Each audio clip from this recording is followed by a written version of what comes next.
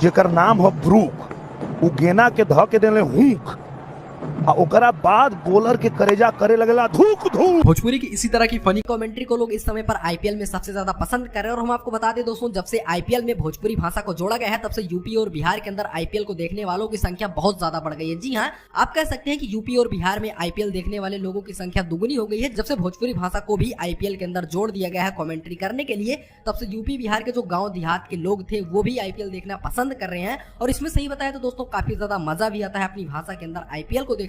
और ये मजा तब 4 गुना हो जाता है जब ये कमेंट्री अपने भोजपुरी के फेवरेट सुपरस्टार द्वारा की जा रही हो। जी हाँ दोस्तों, मैं आपको बता दें अभी तक ये कमेंट्री दिनेश लाल यादव यानी कि निरहुआ किया करते थे, लेकिन लोगों की डिमांड के हिसाब से बहुत जल्द आपको आईपीएल में खेसारी लाल यादव भी कमेंट्री करते हुए नजर आ सकते हैं।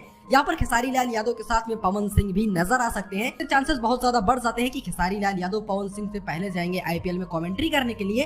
वैसे दोस्तों, आप किसे आईपीएल में कमेंट्री करते हुए देखना चाहेंगे, खेसारी लाल यादव या फिर पवन सिंह, दोनों में से कौन बेस्ट है? कमेंट जरूर कीजिए।